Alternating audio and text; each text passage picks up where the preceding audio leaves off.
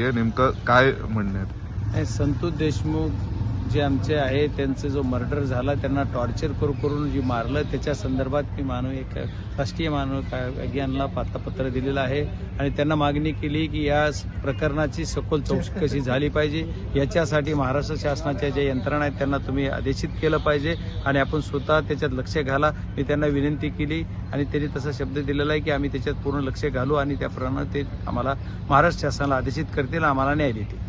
मानवाधिकार आयोगाने जे तुम्ही तक्रार केली आहे त्या तक्रारीत अजून काय काय मागणी करण्यात आली? राष्ट्रीय मानवाधिकार यांना जी मी पत्र दिलेलं आहे त्याच्यामध्ये माझी एवढीच मागणी आजच्या दृष्टीने की या मर्डर केसमध्ये आम्हाला न्याय मिळाला पाहिजे आणि याच्यात जे काही पोलीस यंत्रणा जे कोणी दोषी आहेत त्याच्यात मी दराडे नावाच्या PIच्या बाबतीत मी बोललेलो आहे, गणेश मुंडे हे 2 माणसं मला जेवढं दिसतंय प्राथमिक याच्यामध्ये की या दोघांचा याच्याशी काही ना काही या खंडणीखोर माणसं